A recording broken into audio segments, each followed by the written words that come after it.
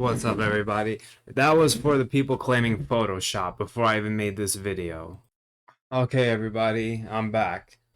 So in this video, I want to talk about something that I've wanted to talk about, but I've been holding back on. Now I want to talk about it. Okay, so, back training. Back training is great. I've done a lot of back training in my day. But in this video, I'm going to tell you guys what I've been doing this year that has changed my back training significantly for the better, and what I'm going to continue to do for future bulks to get more muscle. All right, so what I've done that's so great is that instead of doing normal back training, instead of doing normal back lifts, which you're used to, I do lifts where the arm comes across the body, right? So you guys have seen me do this on cable pull downs. You've seen me do it on straight arm pull downs. You've seen me do it on lat prayers. You've seen all that.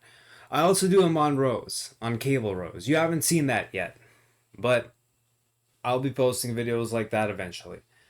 Anyway, so what's so great about that? Well, as it turns out, the back is not a very well understood muscle. It's actually not studied at all in exercise science. You guys probably didn't know that. I didn't know that for a long time, but they don't do studies on the back because they don't study it for reasons, multiple reasons, including the fact that they need to use MRIs with ultrasounds, and they need to study the accuracy of their studies. They don't study the back. Just let's just leave it at that. So nobody really knows what works best for the back. Nobody knows all the functions of the back. They think they do. They're always learning new things. Anyway, so going back to the crossbody BS. Anecdotally, or according to other people's inferences, what they've learned, their understanding of biomechanics is coming to light that bringing the arm across the body stretches different divisions of the lat. There are different divisions. There's the lumbar, iliac divisions in the lower back. There are the thoracic divisions in the upper back.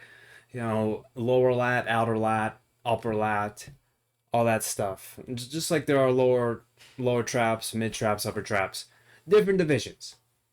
And with the lat specifically, when you bring your arm across your body like this, you actually stretch more of the outer lat, more so than the lower lat, even though people will claim that it stretches both.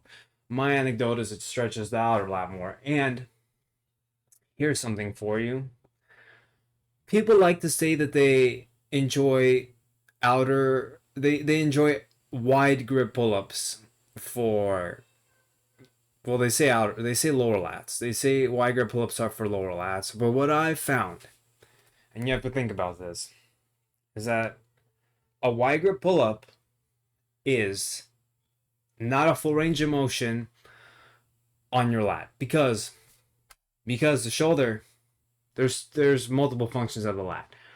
One is shoulder adduction, which is this, right? That's what the lat does, one of the functions.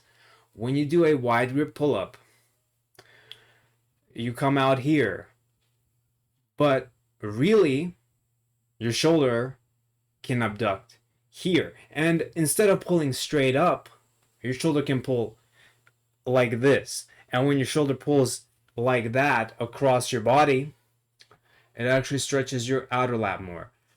When people talk about wide grip pull-ups and they talk about biomechanics, they're always saying it's good for the lower lats because apparently it lines up with the lower lat fibers. But if you do crossbody pull down like this, then you get more outer lat.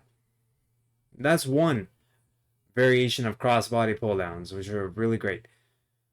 Another one is the crossbody straight arm pull down like this versus the normal straight arm pull down like this. What's so great about that one?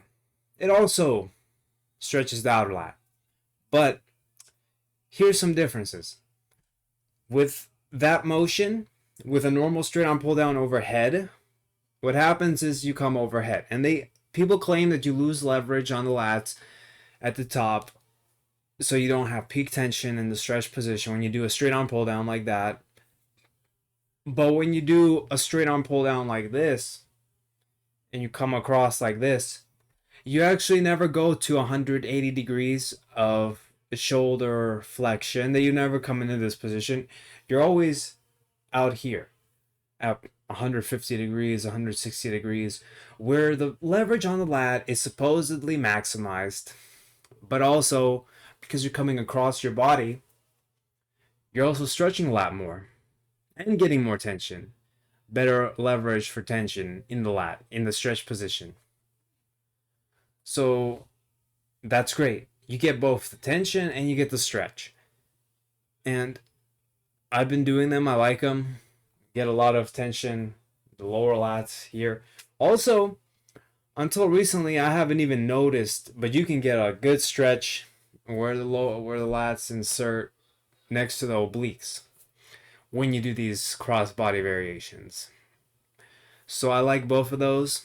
Those are going to be my mainstays for the lats, for the outer lats specifically. For lower lats, I like rows. I like deadlift, stiff leg deadlift variations, and even some pull-up variations, pull downs.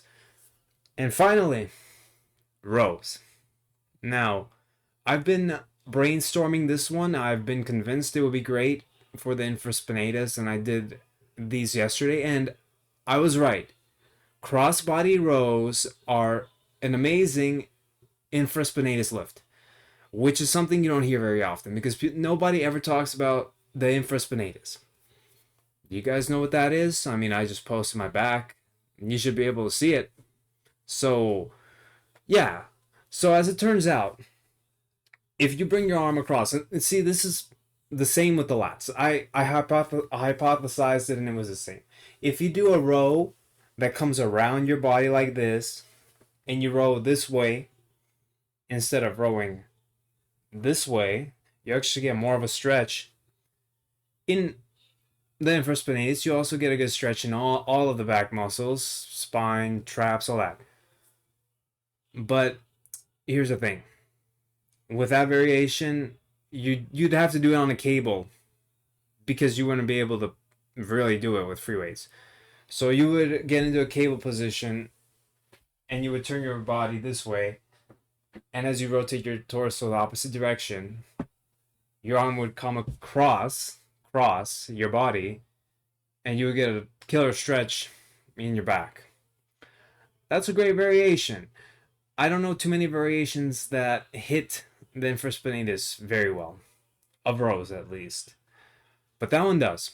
That one's really great.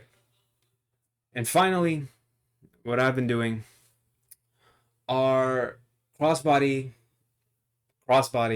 face pulls, high face pulls, closer to your face, more horizontal, more diagonal. This version, it's great for the outer lats, it's great for the rear delts. I love it. I think you guys should all try it. When you do face pulls and you're sitting down on the floor, for example, just scoot over to the right. Scoot over to the right like this and pull the cable like that. Like this. That's simple. Those are the 4 variations that I've been doing. I'm going to keep doing them. And oh yeah. You guys have seen, obviously, the rear delt pec deck thing, right? The one that goes like this. That's a great one too. And also, these crossbody adjustments are great for the side delts. But this video is not about the side delts. Power raises are great. All these variations are great. So I'm going to leave you guys with that. Go ahead and try any one of these 4 or 5 that I just named. And tell me if you notice a difference. Because I did. I've done a lot of back exercises. And, you know, I don't have a small back. So you could take that for what it's worth. I would know if a lift is good for the back or not. And those lifts, they're really great for the back. All right, guys, I hope this has been informative, and I'm going to go train legs today, and hopefully you guys train your back.